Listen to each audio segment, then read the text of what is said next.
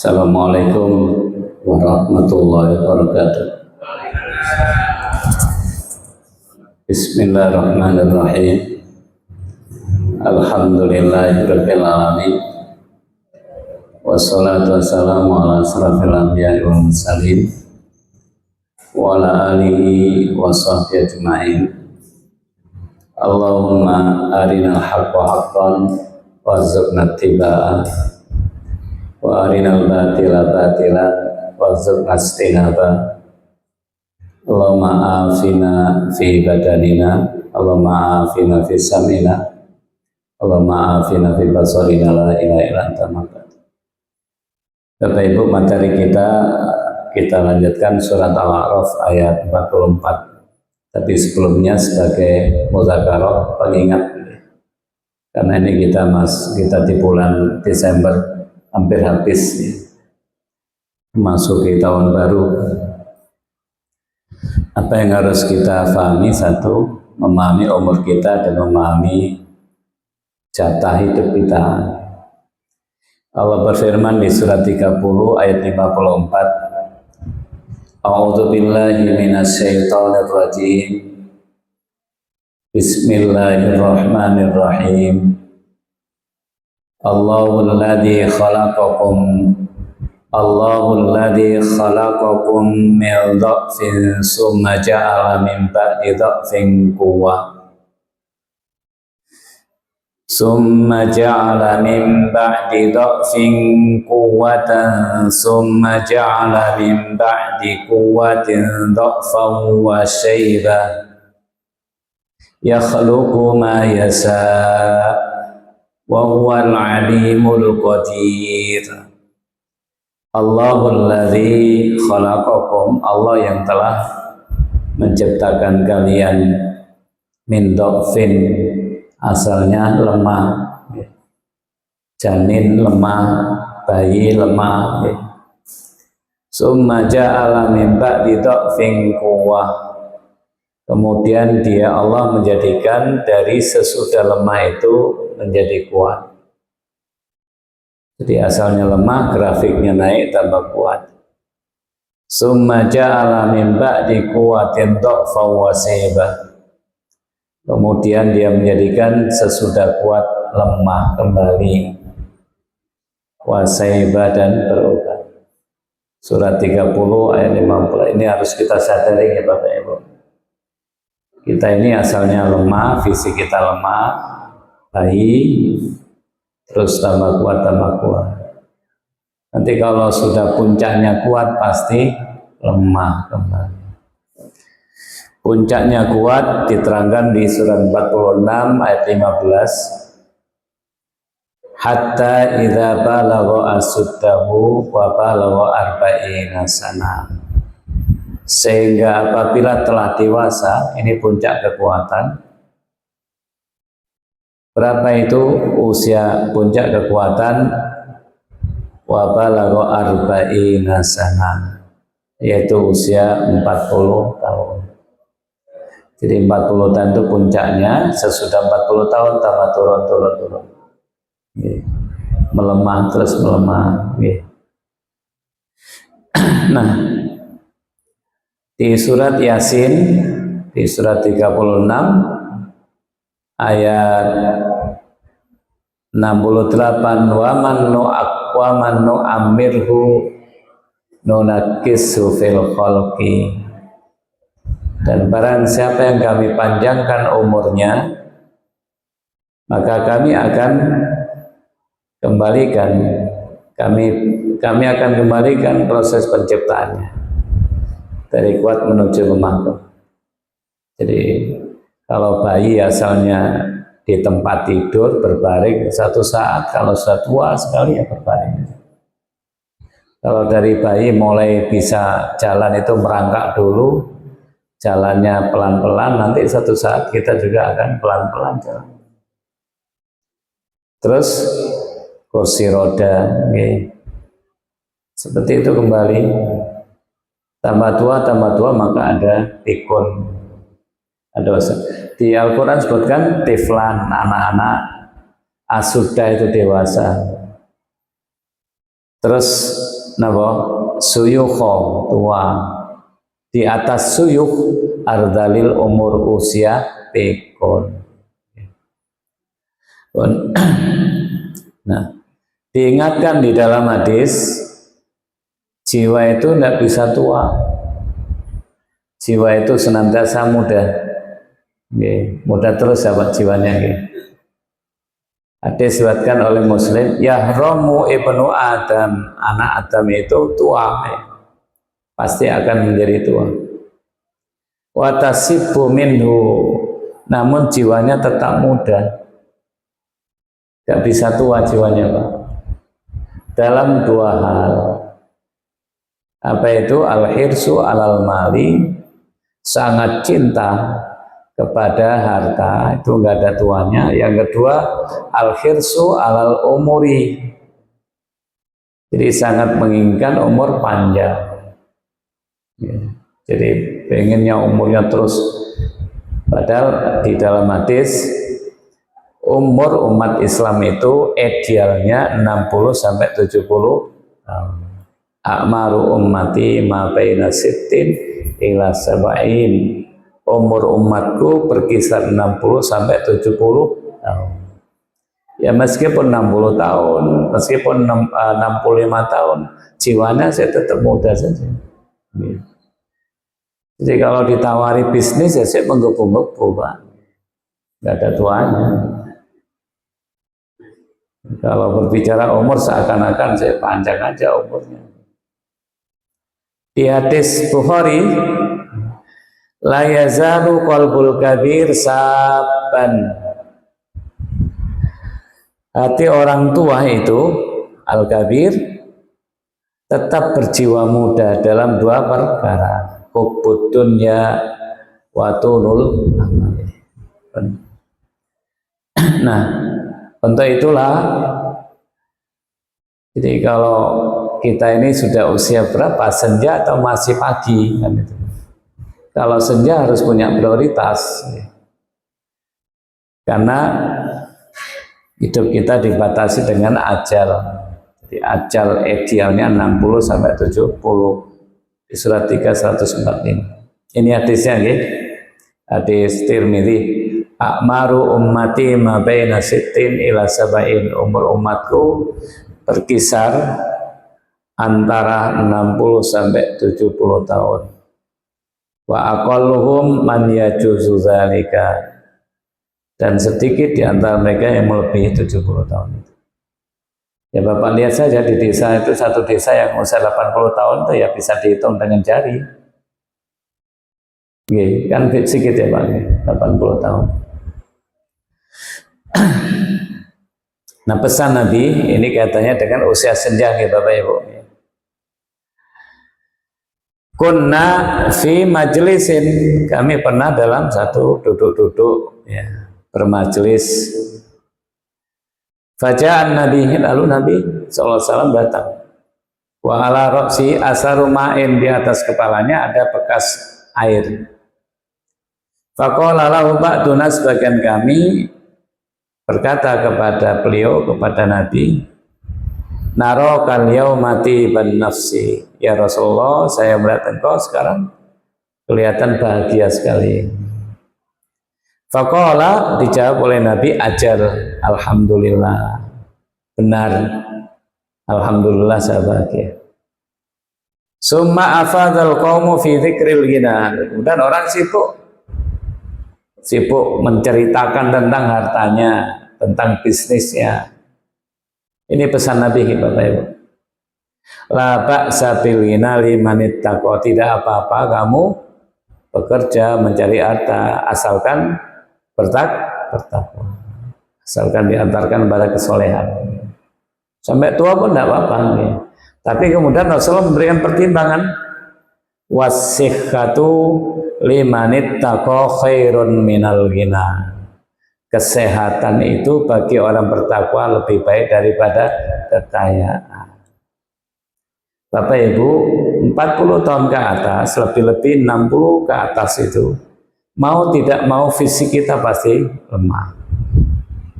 Mau contoh kalau Bapak olahraga aja, Apakah badminton atau sepak bola, coba musuh yang masih muda-muda single gitu nih. Lambyuk nih. Jadi tetap kerja juga begitu. Kita boleh bekerja mencari harta asalkan takwa, tapi perhitungan kita harta atau sehat. Ya. Jadi kesehatan ini jauh lebih, artinya kita mencari harta harus sudah mempertimbangkan kesehatan kita, fisik kita, tahu diri, tahu ukuran kita. Yang kedua, watibun nafsi minan naim. Jiwa yang tenang, hati yang tentram itu merupakan jadi karena fisik kita lemah, pikiran kita juga kadang rapuh, ya, gampang, temperamennya juga gampang. Ini biasanya kalau udah tua itu kan tensinya lebih condong tinggi ya. Makanya biasanya gampang tersinggung. Maka kalau dibebani yang sangat berat pikiran kita mungkin lebih condong gampang marah. Nah itu yang harus jadi pertimbangan. Nah salah satu yang harus kita pertimbangkan untuk ketentraman hati, yang harus kita pertimbangkan ketentraman hati, satu, kembali kepada Quran ya Bapak Ibu. Jadi yang dekat dengan Quran. Quran itu hudal linnas, petunjuk, hidayah, bimbingan. Tidak ada konsep yang melebihi bagusnya daripada Quran. Semua filsafat, semua buku. Karena ini mukjizat datangnya dari Allah. Jadi Allah turunkan Al-Quran itu sebagai hudan, hidayah, konsep hidup kita sudah terjawab di dalam hudal linnas, hudal lil muttaqin. Di surat 17 ayat 9, inna hadzal qur'ana yahdi lillati hiya aqwam. Sungguhnya Quran ini memberi petunjuk ke jalan yang paling lurus. Pun Bapak Ibu dekat aja dengan Quran, dibaca terus ya. Dibaca, difahami isinya. Jadi karena Quran itu adalah bimbingan, mukjizat dari Allah, maka tidak usah mencari petunjuk selain Al-Quran terkait dengan konsep hidup kita. Kalau sekiranya Nabi Musa itu masih hidup, kata Nabi, maka Nabi Musa pasti beriman kepadaku, kata Nabi. Jadi semua kitab-kitab samawi itu sudah disempurnakan dengan kalau sekiranya Nabi Musa masih hidup, jika Musa hidup di tengah-tengah kalian, tidaklah halal baginya kecuali harus mengikutiku. Itu pesan Nabi. Jadi kalau kita belajar selain Quran ya sekitar mengkomparasi saja. Tapi kalau kita mencari petunjuk cukup sudah dengan Al-Quran. Orang-orang terdahulu itu hidupnya zuhud, ikhlas, tenang, itu sumbernya dari Quran. Kitabun anzalnahu ilaika mubarakul liyadabbaru ayatihi wa liyatadzakkara ulul albab. Quran ini adalah kitab yang kami turunkan kepada Muhammad SAW yang penuh berkah. Kapan kita dapat berkah dalam Quran? Ya dibaca dengan tajwidnya yang bagus dan ditadaburi, dihayati isinya. Artinya sudah ngaji, Bapak dapat apa? Dubur, tadabur itu dubur belakangnya. Setelah itu dapat. Oh, jadi ada jawaban dari Allah untuk hidup kita, itu tadabbur. Fattabi'u, di surat yang lain, surat 6 155, ikuti, amalkan Quran itu. Di surat yang lain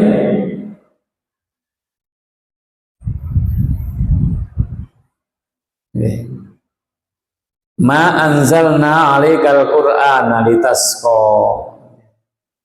Tidaklah kami turunkan Quran kepadamu supaya kamu sengsara. Jadi yakin Bapak Ibu, Allah turunkan Quran supaya kita bahagia. Hadisnya sangat banyak. Kalau kita kesel gitu, kemelut, ada kemelut dalam rumah tangga kita, datang ngaji, baca Quran, pelajari isinya, nanti hilang. Pasti Allah akan berikan sifat oleh mafis sudur. Semua penyakit di dalam dada kita akan disembuhkan dengan Quran. Jadi ini sebagai pembukaan, mudah-mudahan ya usia kita yang tidak tahu kalau merasa tidak senja, insya Allah sudah senja semuanya nih. Baik, kita lanjutkan surat Al-A'raf 44. A'udzu billahi minasy syaithanir rajim. Bismillahirrahmanirrahim.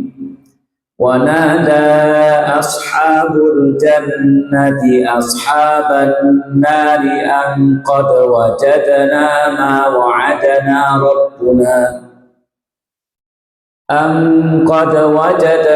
ما وعدنا ربنا حقا فهل وجدتم ما وعد ربكم حقا قالوا نعم فأذن مؤذن بينهم اللعنة الله على الظالمين. Wanada, dan berseru, menyeru ashabul jannah, para penghuni surga, ashaban nar, kepada para penghuni neraka. Jadi nanti di akhirat penghuni surga itu bisa berkomunikasi dengan penghuni neraka. Gimana caranya? Allah Maha Kuasa. Sekarang dalam dunia modern, Bapak tidak harus ketemu orangnya, bisa komunikasi. Maka di akhirat Allah ceritakan nanti pada hari akhir, di hari kiamat, penghuni surga bisa berkomunikasi dengan penghuni neraka tanpa harus berhadapan-hadapan. Nah, kalau berhadapan-hadapan nak tidak mek rokok kena panas kata namanya. Wa nada ashabul jannati ashaban nar an qad wajadna, sungguh kami telah mendapati, kami telah memperoleh ma wa'adana rabbuna, apa yang Tuhan kami janjikan kepada kami. Jadi ketika masuk surga, penduduk surga itu mengatakan kami sudah mendapati dulu janji Allah di dunia, kalau kita begini masuk surga, sekarang kami dapati. Jadi kalau kita sekarang kan beriman, Bapak Ibu, beriman ada pahala, ada dosa, ada surga, ada. Bapak yakin enggak ini? Padahal Bapak belum lihat gaib, itu namanya ilmu yakin. Kita tahu, kita punya pengetahuan tentang surga, tentang neraka, pahala, dosa, tapi kita belum melihatnya. Kita beriman, kita yakin, namanya ilmu. Di dalam hadis dijelaskan kalau orang mati itu nanti rohnya dicabut sama malaikat, matanya melihat terus, diikuti. Keluarnya diikuti oleh mata, maka orang mati biasanya matanya terbuka. Diterangkan di dalam hadis ini loh, nanti kalau kamu mati dicabut rohmu oleh malaikat, didampingi malaikat rahmat atau malaikat adab, tergantung soleh atau tidak soleh. Itu hadis masih gaib bagi kita, Pak. Tapi nanti ketika kita mati akan melihat betul itu namanya ainul yakin, mata melihat. Jadi kita masih belum ainul yakin, kita masih ilmu. Nah, ini di ayat ini diceritakan oleh Allah, kita masih ilmu yakin. Nanti di akhir ini loh kejadiannya, kita akan merasakan betul nanti di akhirat, merasakan di akhirat, namanya hakul yakin. Nah, percaya nopo mboten? Nah, kalau percaya terus masuk surga, ini ucapan penduduk surga. Qad wajadna ma wa'adana rabbuna haqqan. Kami telah memperoleh mendapati apa yang Allah Tuhan kami janjikan pada kami benar adanya. Fahal wajadtum ma wa'ada rabbukum haqqan. Lalu penduduk surga bertanya kepada penduduk neraka itu, apakah kamu mendapati ancaman Tuhanmu itu benar? Dulu kamu diancam nggak percaya, nah gini masuk neraka kamu. Apa kamu mendapati dulu Allah yang sudah ancamkan sama kamu itu benar? Apa jawaban penduduk neraka? Qalu na'am, iya. Tambah sedih nggak Pak? Jadi orang kafir itu pada hari kiamat, teman-temannya yang dulu sama-sama akrab, sama-sama bergaul, sama ini, itu saling melaknat. Saling melaknat, bermusuhan, saling menyalahkan gara-gara kamu kita ini. Satu dari temannya. Yang kedua, Allah mencelah mereka. Yang ketiga, malaikat juga, dulu kita bahas, penduduk neraka melobi, penjaga neraka tidak bisa. Penjaga neraka dilobi supaya diringankan adabnya, tidak bisa. Karena tidak bisa melobi penjaga neraka, yang dilobi ketua penjaga nerakanya, malaikat Malik, tidak bisa. Terus pengen menebus. Jadi malaikat juga mencerca mereka, teman-teman akrabnya di dunia juga mencelah mereka, Allah mencelah mereka, dan orang beriman bertanya pertanyaan yang isinya mencela. Aku wis oleh surga, awakmu ya apa? Neraka ya, teman-teman. Tak tambah susah Pak. Jadi kalau orang beriman ketika masuk surga, dia mendapatkan janji dari Allah.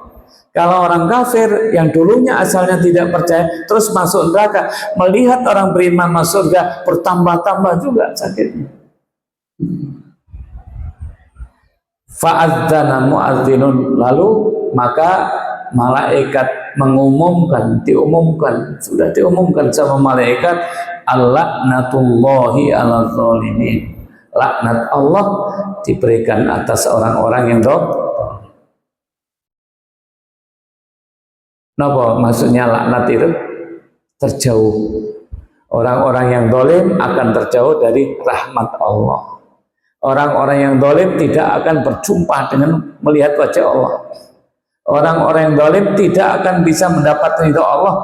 Orang-orang yang dolim tidak akan masuk surganya Allah. Jadi diumumkan oleh malaikat bainahum antara mereka. Pengumuman laknat Allah ditimpakan atas orang-orang yang dolim.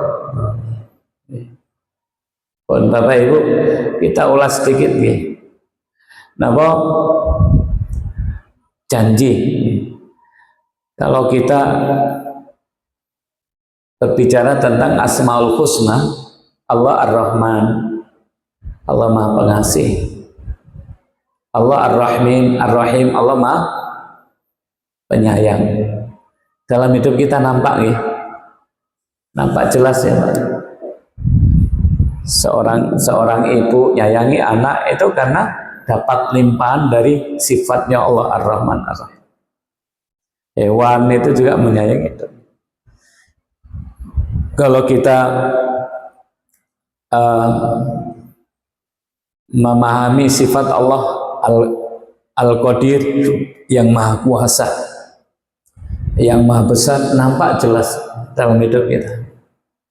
Tapi kalau sudah berbicara Allah maha adil,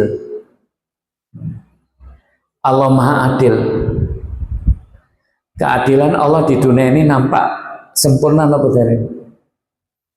Kan Allah maha adil ya Pak. Keadilan Allah itu akan diberikan balasan dengan sempurna ketika di akhirat saja. Tapi kalau di dunia ini kampung ujian. Dunia ini kampung beramal. Nah, kapan dibalasnya sempurna? Nanti dia enten tiang sing dolim, terus mati sih tetap dolim. Ada orang dolim, Sampai mati dia belum terbalasi kezalimannya di dunia. Ada kan? Enten dia orang yang terdolimi sampai mati dalam keadaan terdolimi. Enten tiang sing diuji oleh Allah. Ada orang berbuat baik, tapi gak oleh api, balasannya sampai mati dia masih tetap belum mendapatkan hasil buah dari kebaikannya itu. Ada. Kenapa? Maka kadang-kadang orang, Allah kok gak adil ya? Kadang gitu gitu. Boten. Allah tetap tidak pernah berbuat zalim, Allah tetap adil. Kapan keadilan Allah sempurna diberikan? Nanti di surga. Di surga nanti Allah berikan. Maka di Al-Quran, walillahi ma fis samawati wa ma fil ard liyajziyal ladzina asa'u bima 'amilu wa yajziyal ladzina ahsanu bil husna. Milik Allah apa yang ada di langit dan apa yang di bumi. Liyajziyah, dengan demikian dia akan beri balasan kepada orang berbuat jahat sesuai dengan apa yang telah mereka kerjakan. Sempurna nanti, sekecil apapun orang berbuat jahat akan dapat akibatnya, hukumannya. Begitu pula sebaliknya, orang yang berbuat baik sekecil apapun nanti dibalasi oleh. Tidak ada yang luput, Pak. Tapi kalau di dunia tidak sempurna. Kita melakukan kebaikan, dikasih kebaikan, tapi nggak sempurna. Tapi kadang-kadang apa sudah berbuat baik, ada orang yang hidupnya terlantar, nih, tidak punya rumah, ya kan? Susah hidupnya, sampai mati dan susah. Sementara ada orang yang cukup, hidupnya cukup, terpelajar, gampang rezekinya, lalu terus mati lempeng-lempeng aja gitu. Masa sama nanti di akhiratnya, Pak? Masa orang yang beriman dengan ujian yang sangat berat dengan orang beriman ujiannya ringan-ringan saja, sama enggak balasannya di surga? Enggak sama. Keadilan itu nanti Allah berikan di surga. Ada hadis apa?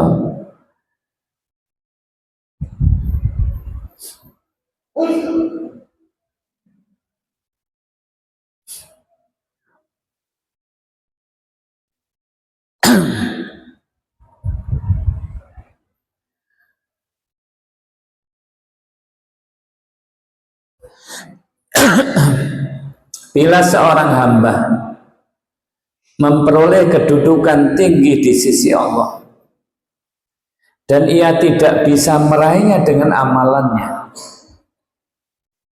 Jadi ketika Allah menghendaki memberikan derajat yang tinggi di surga kepada bapak atau ibu, derajat itu tidak bisa diraih dengan amal, belum cukup. Jadi sholatnya bapak, puasanya bapak belum cukup untuk meraih derajat yang di surga itu. Allah mengujinya. Maka caranya Allah dengan apa? Allah mengujinya. Menguji pada dirinya, menguji pada harta atau anaknya. Kemudian ia bersabar sehingga mengantarkannya kepada derajat yang diraihnya tadi. Jadi artinya begini Bapak Ibu, kadang-kadang orang itu diuji dengan berat itu, padahal dia baik, soleh ya Pak, tapi diuji ujiannya sangat berat. Terus dia suudzon sama Allah. Terus dia mengatakan seakan-akan Allah enggak adil. Allah Maha Adil. Sesungguhnya Allah berikan seperti itu karena Allah ingin memberikan derajat yang tinggi nanti di surga. Bagi kita yang sudah dikasih ke lapangan, bersyukur, jadi ujian bersyukur dan bersabar. Kalau kita bersyukur dengan ujian ke lapangan itu, surganya tidak kalah juga dengan orang yang sabar juga. Maka tergantung dari sikap kita itu. Baik, kita lanjutkan. Ini terkait dengan janji dan ancaman Allah.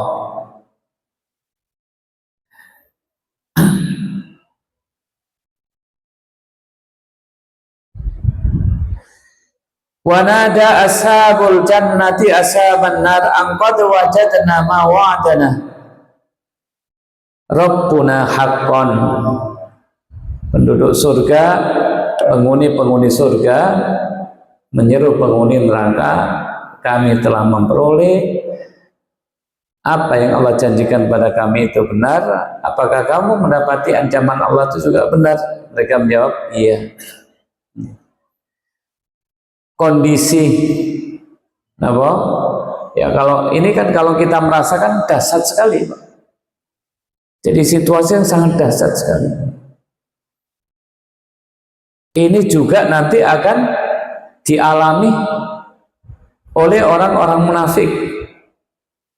Jadi ketika orang beriman melewati sirat, jadi sirat jembatan ya. Di sirat ini dijaga oleh malaikat yang bawa bantol-bantol, butuh cahaya. Kalau tidak punya cahaya ke bantol masuk neraka. Ya. Maka orang-orang beriman diberi cahaya oleh Allah dengan keimanan dan amal solehnya itu. Digambarkan sirat ini sangat kecil ya, tajam. Artinya kita betul-betul butuh sinar saat itu. Yang Bapak berdoa setiap hari, ihdinas siratal mustaqim. Nah, orang beriman dikasih cahaya. Sementara orang-orang munafik dulu di dunia bersama kita, bersama orang beriman, tapi mereka tidak punya cahaya. Digambarkan di surat 57 ayat 13, yauma yaqulul munafiquna wal munafiqat. Pada hari itu orang-orang munafik laki-laki dan perempuan berkata kepada orang beriman, lilladzina amanu, unduruna, tunggu kami. Aku butuh sinarmu, gabung mbak sinarmu di roh, mantan lho Pak. Apa naktabis min nurikum, kami ingin mengambil cahayamu, kami ingin bersama kamu biar dengan cahaya itu saya bisa selamat di sirat itu. Kila, dikatakan kepada mereka, kembalilah kamu ke belakang. Jadi kayak orang, kamu kok sukses ya? Dia nggak ngerti suksesnya itu perjalanannya kan susah Pak ya.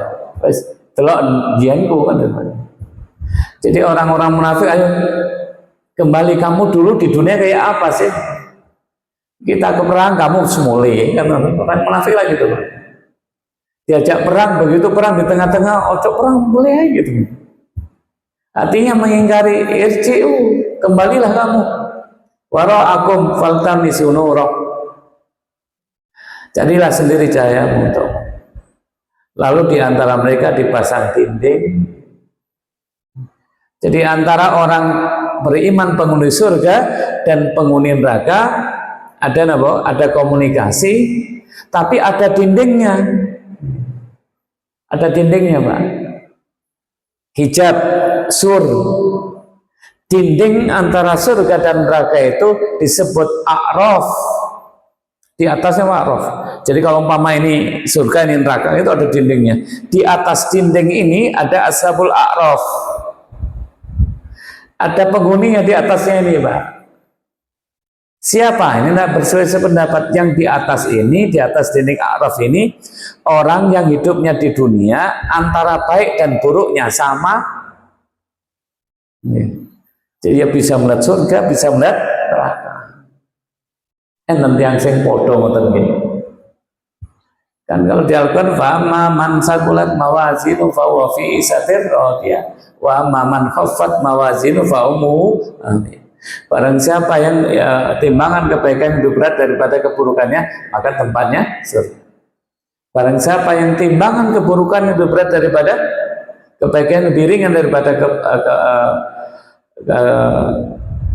wa man khaffat mawazinu fa ummu, kalau kebaikannya lebih ringan daripada keburukannya, maka tempatnya adalah neraka. Terus lek podo, kan harus ada jawaban.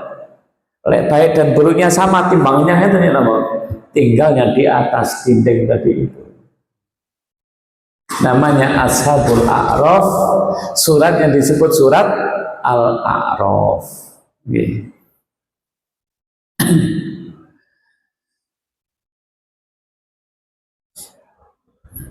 Jadi ini gambarnya Pak, ini belum, ini dengan malaikat kayak begitu orang kafir, dengan Allah dapat cercaan, dengan temannya sejawat dulu di dunia juga dapat cercaan, dengan setan pun di ece-ece sama setan itu.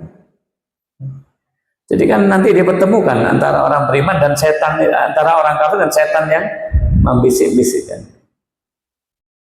Di surat Ibrahim ayat 22, wa qala syaiton lamma qudiyal amr innallaha wa'adakum ba'dal haqq wa wa'adtukum fa ahlaftukum wa ma kana li 'alaikum min sultan illa an da'awtukum fastajabtum li fala talumuni walumu anfusakum. Setan berkata ketika hisab telah diselesaikan, sesungguhnya Allah telah menjanjikan kepadamu janji yang benar, dan aku pun menjanjikan kepadamu, tapi aku mengingkari janji itu. Tidak ada kekuasaan bagiku sedikit pun terhadapmu kecuali aku sedang menyerumu lalu kamu mematuhi suratku. Oleh karena itu janganlah kamu mencercaku, tapi cercalah dirimu sendiri. Ini perkataan setan kepada orang-orang kan sekarang ini kan kita dibisiki.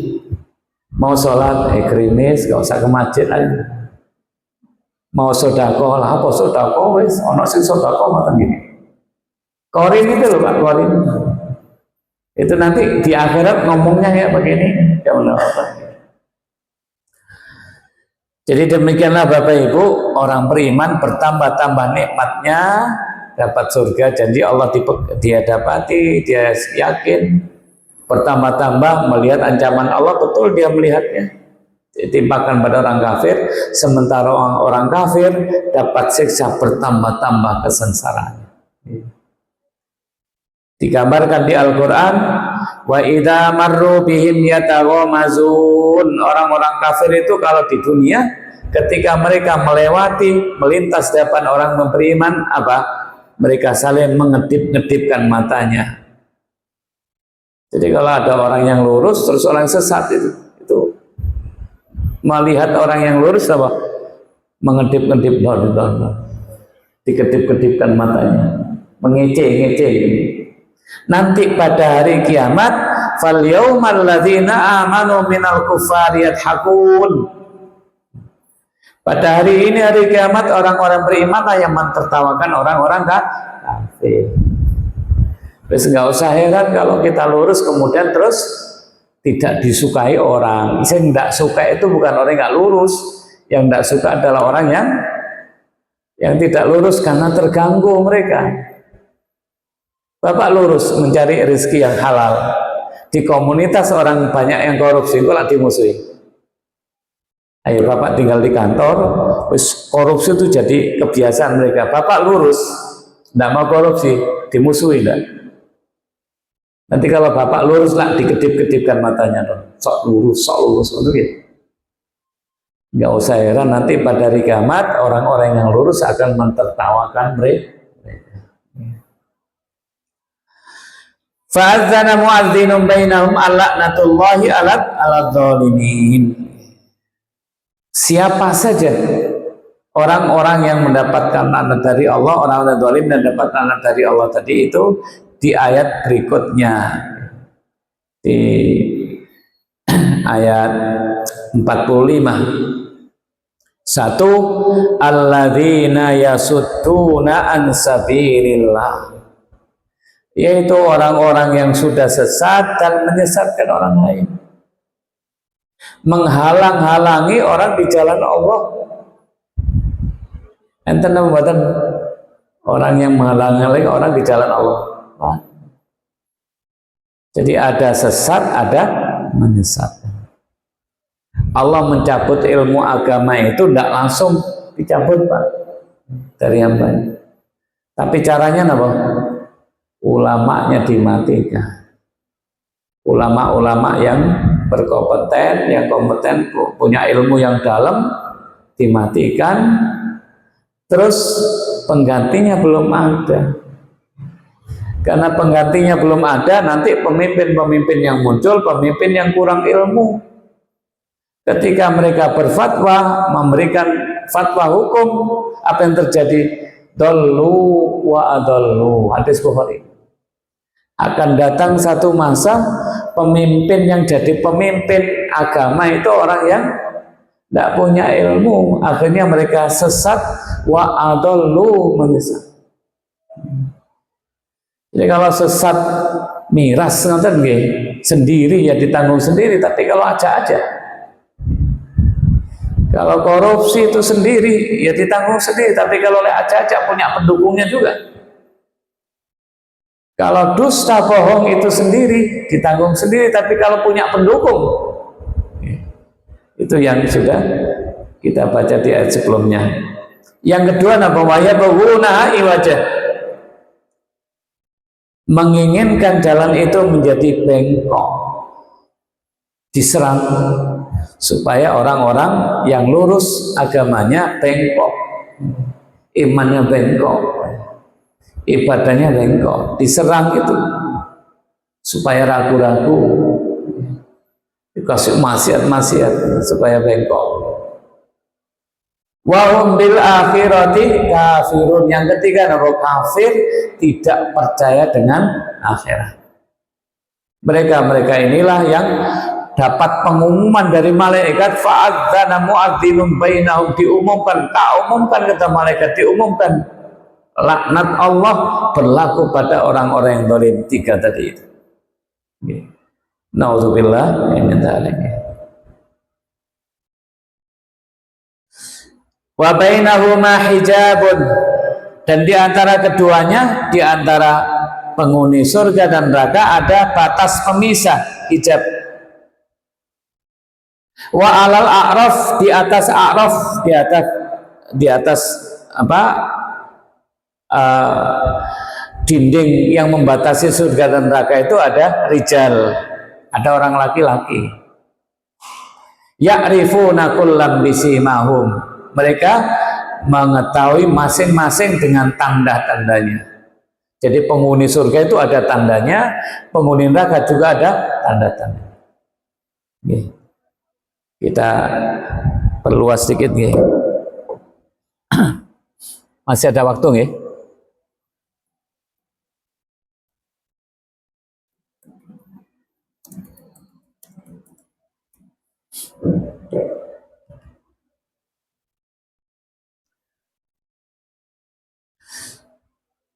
Perjalanan hidup kita nama mawon nggih.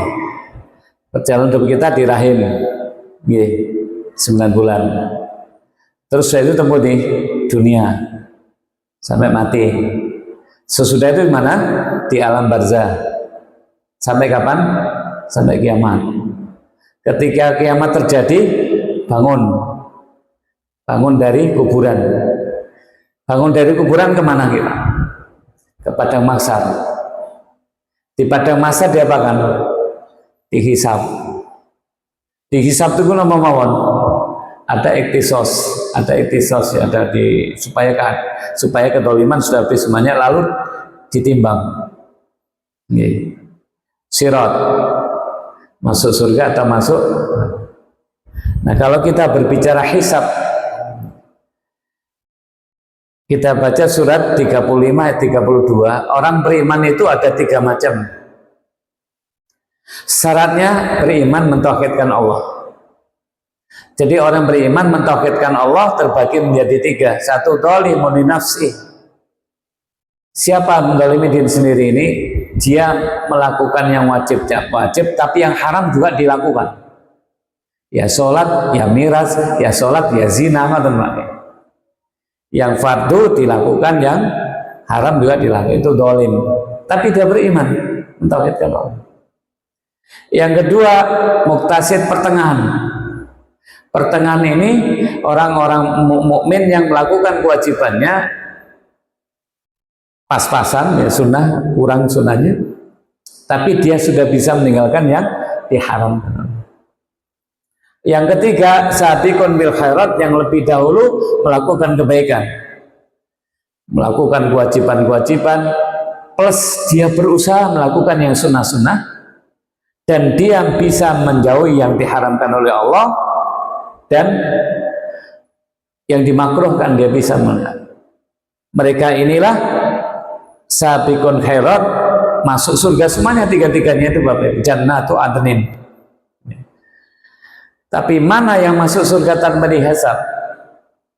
Masuk surga tanpa hisab yang sabiqun bil khairat, melakukan yang wajib-wajib, yang sunnah juga diusahakan maksimal, yang haram ditinggalkan, yang makruh ditinggalkan. Mereka inilah masuk surga tanpa dihisab, tanpa kena azab, langsung masuk surga. Yang kedua, sekedar pemaparan saja, jadi dipaparkan saja.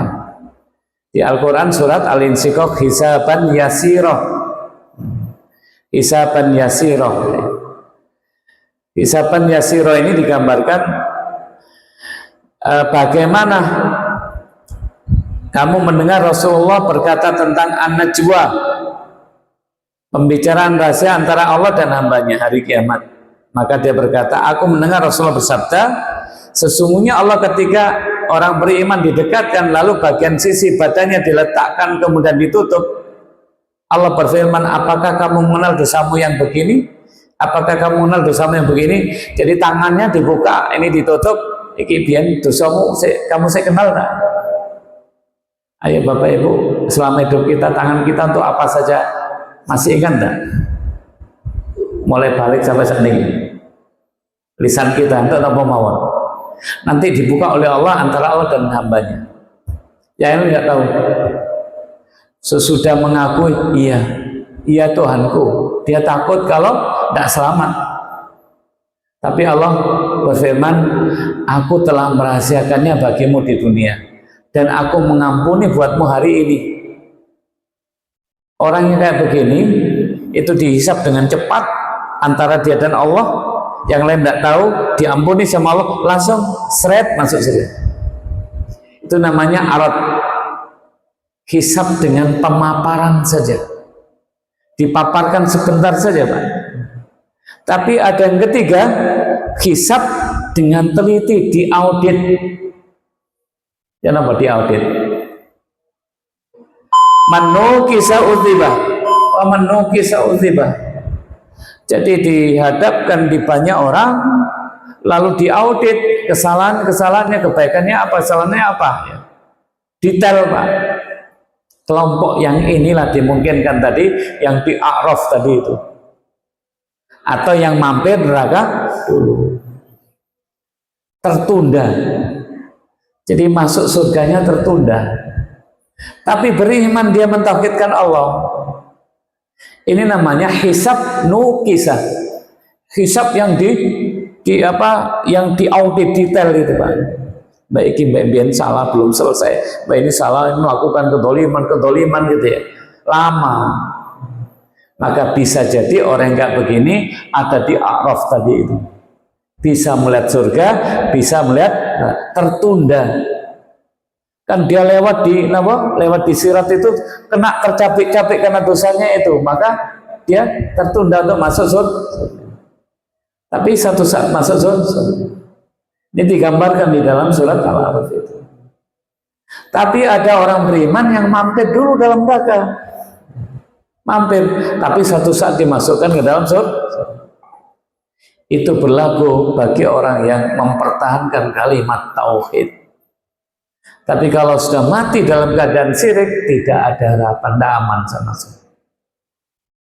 Nah, apakah orang kafir dihisab? Iya, untuk menentukan di mana letak nerakanya.